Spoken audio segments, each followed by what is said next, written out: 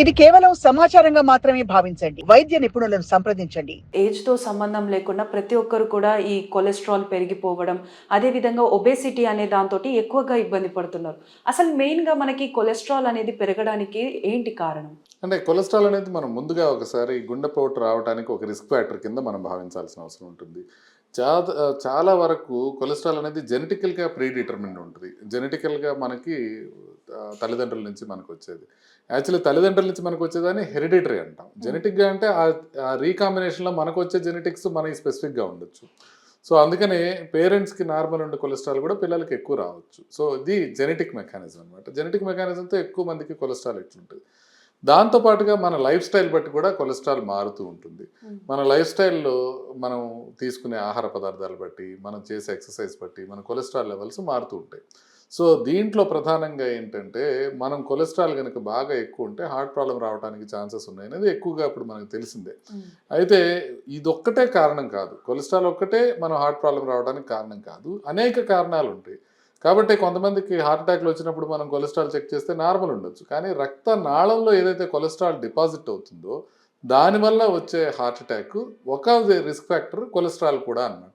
So, అందుకని cholesterol ఎక్కువ form అవ్వడానికి 2 ప్రధానమైన కారణాలు. ఒకటి జెనెటిక్ కారణాలు, రెండోది మన లైఫ్ స్టైల్ అనేది కారణాలు. ఓకే. సో, సార్ ఇప్పుడు జనరల్‌గా మనకి కొలెస్ట్రాల్ అనేది అంటే ఏ రేంజ్‌లో ఉంటే మనకి హార్ట్ రేట్ అంటే హార్ట్ అటాక్స్ రావడానికి రిస్క్ అనేది తక్కువగా ఉంటుంది? అంటే ఇప్పుడు మనం కొలెస్ట్రాల్ విషయానికి వస్తే మనం మల్టిపుల్ ఫ్యాక్టర్స్ మనం చూస్తాం. కొలెస్ట్రాల్ అంటే మనకి లిపిడ్ ప్రొఫైల్ అనేది వస్తుంది. ఆ లిపిడ్ ప్రొఫైల్‌లో మనకి ఎల్‌డిఎల్ అని, హెచ్‌డిఎల్ అని, ట్రైగ్లిజరైడ్స్ అని, వీఎల్‌డిఎల్ అని మనకి వేరియస్ కాంపోనెంట్స్ కనపడతాయి. దాంట్లో ఎల్‌డిఎల్ అనేది 100 కన్నా తక్కువ ఉండాలి.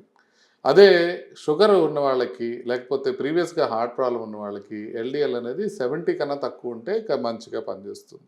అయితే హెచ్‌డిఎల్ అనేది మంచి కొలెస్ట్రాల్. అది ఎక్కువగా ఉండాలి. అది 40 లేదా 50 కన్నా ఎక్కువ ఉండాలి. 40 అంటే మేల్స్‌లో 40 కన్నా ఎక్కువగా, లేడీస్‌లో 50 కన్నా ఎక్కువగా హెచ్‌డిఎల్ ఉంటే అది ప్రొటెక్టివ్ నేచర్ ఉంటుందన్నమాట. దానివల్ల హార్ట్ ప్రాబ్లమ్ వచ్చే అవకాశం తగ్గుతూ ఉంటుంది. అదేవిధంగా ట్రైగ్లిజరైడ్స్ అనేది ఏంటంటే నార్మల్‌గా 150 కన్నా తక్కువ ఉండాలి. అది గనక 250 కన్నా ఎక్కువ ఉంది అనంటే అది ప్రాబ్లమ్ జోన్‌లోకి వెళ్ళే అవకాశం ఉంటుంది. 500 దాటిందనుకోండి ఇంకా ఎక్కువ. అంటే కొలెస్ట్రాల్ లెవెల్స్ మామూలుగా 10, 20 ఇట్లా మారుతుంటాయి. ఎల్‌డిఎల్, హెచ్‌డిఎల్ అనేది. ట్రైగ్లిజరైడ్స్ అనేది చాలా వేగంగా వేరీ అవుతూ ఉంటుంది. ఒకరోజు చేస్తే 500 వస్తది. ఇంకొక రోజు చేస్తే 200 వస్తది. అట్లా మారుతుంటుంది. ట్రైగ్లిజరైడ్స్ అనేది మన ఫుడ్ మీద అంత ఎక్కువగా ఆధారపడి ఉంటుంది. ఇవి మాత్రమే కాకుండా కొన్ని కొత్త పారామీటర్స్ వస్తాయి. అపోబీ లెవెల్స్ అంటారనమాట. అపోబీ లెవెల్స్ ఏ రకంగా చూస్తామంటే మన కొలెస్ట్రాల్ దీంట్లో ఒక్కొక్క పార్టికల్‌లో ఒక్కొక్క అపోబీ ఉంటదనమాట. సో, అందుకని కొలెస్ట్రాల్ పార్టికల్స్ ఎక్కువ ఉంటే గనక అపోబీ లెవెల్స్ ఎక్కువ ఉంటాయి. సో, అందుకని అలా అపోబీ లెవెల్స్ ఉన్నాయి కొంచెం జాగ్రత్తగా ఉండాలి. అది గనక 100 దాటి ఉన్నాయంటే కొంచెం హార్ట్ ప్రాబ్లమ్ రావడానికి ఎక్కువ ఛాన్స్ ఉంటుంది.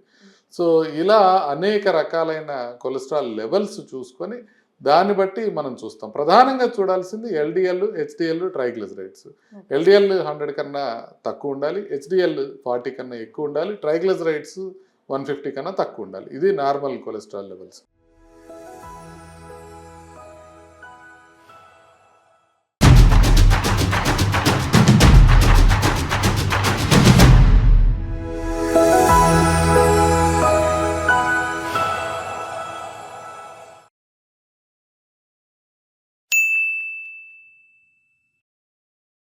సాక్షి టీవీ ప్రసారాలను నిలిపివేయటం చట్టరీత్యా నేరం. సాక్షి టీవీ ప్రసారాల కోసం మీ స్థానిక కేబుల్ ఆపరేటర్ను వెంటనే సంప్రదించండి. DTHలో ఇంటర్నెట్లో కూడా సాక్షి టీవీ ప్రసారాలను వీక్షించవచ్చు.